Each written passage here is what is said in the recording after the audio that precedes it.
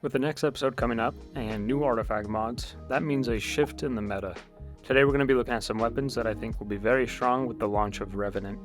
But first, let's go over some of the artifact mods that these weapons will be taking advantage of. We won't be covering all the artifact mods, but we'll be going over the ones that impact the weapons I have my eyes on. We'll have timestamps for each artifact mod, so you can go back and reference it when we're talking about the weapons. First up, we have one with Frost. While Frost Armor is active, Stasis weapons gain increased reload speed and stability, and then Stasis swords gain increased guard resistance. Up next, we have Rapid Impacts, dealing damage with a grenade launcher temporarily increases the reload speed of grenade launchers. Now in the third column, we have Wind Chill. Rapid Stasis weapon precision hits grants you a stack of Frost Armor, and then the boost reads, dealing Stasis weapon damage to slowed targets has the chance to spawn a Stasis Shard. Up next, we have Crystalline Converter. Gather Stasis Shards to gain stacks of Crystalline Converter, and then your next powered Stasis melee hit creates Stasis Crystals equal to the number of stacks that you have. And the boost reads, Stasis weapon final blows after activating your class ability spawn a Stasis Shard. And you guys can probably see a trend with these artifact mods. A lot of things revolving around Stasis. Now moving away from Stasis, we have Power from Pain. Rapid final blows against weakened combatants grants you Devour, and the boost reads, rapidly defeating weakened combatants spawns a Void Breach. Now moving on to column 4, right back into Stasis, we have Armor of Eramis. While Frost Armor is active, taking critical damage from combatants causes you to emit a Freezing Burst, and the boost increases the radius and strength of the Freezing Burst. And then we have Hail the Storm. Shattering Stasis Crystals releases shards of ice that damage and slow targets. And the boost reads, shattering frozen targets and Stasis Crystals deals increased damage. And our last artifact mod in the fourth column is Concussive Reload. Using a grenade launcher to damage a boss, damage a champion, or break a combatant's shield weakens them, and the boost adds the benefit of reloading our stowed weapons. Now in the last column, we have Brain Freeze. Frozen combatants become surrounded by chilling fog, which slows combatants that aren't already slowed. And then we have Supernova. Picking up a Void Breach causes your next source of void damage to create a large weakening pulse. And we won't be going over power grenade launchers too much, but Kinetic Impacts looks like it's going to be strong.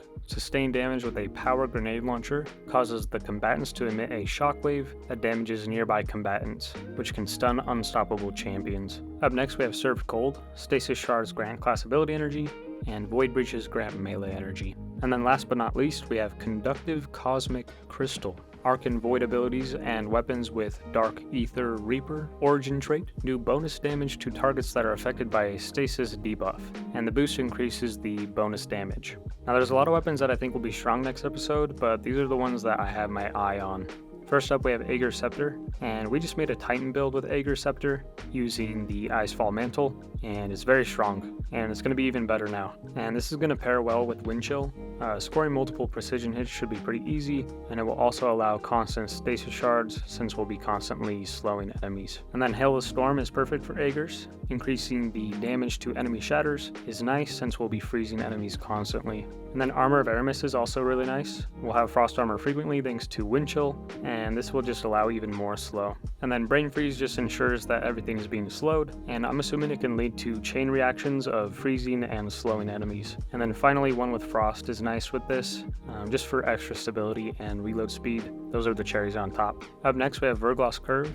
And Hail the Storm synergizes perfectly with Verglas Curve. We'll constantly be creating Stasis Crystals, and the boost to enemy and crystal shatters will take this weapon to the next level. And then Crystalline Converter is nice since Verglas Curve will give us the ability to create Stasis Crystals easily, which can lead to Stasis Shards, which then can lead to Stasis Crystals. It kind of feeds into one another. And then we have Brain Freeze, which will allow us to slow enemies easily, and then we can pair that with Wind Chill for even more Stasis Shards when we deal Stasis weapon damage to a slowed enemy. Each of these artifact mods are feeding off of one another. And then we have the weapon that I'm most excited for, Wicked Implement. And Wind Chill is made for this weapon. We're able to get Frost Armor easily, and we'll be creating Stasis Shards easily, since we'll constantly be applying slow. And then one with Frost grants us essentially free stability and reload speed just by getting precision hits thanks to Wind Chill. And then Served Cold is essentially giving us free class energy since we'll be creating Stasis Shards easily. And then we also have Anti-Barrier Scout Rifle this episode, making this weapon even stronger.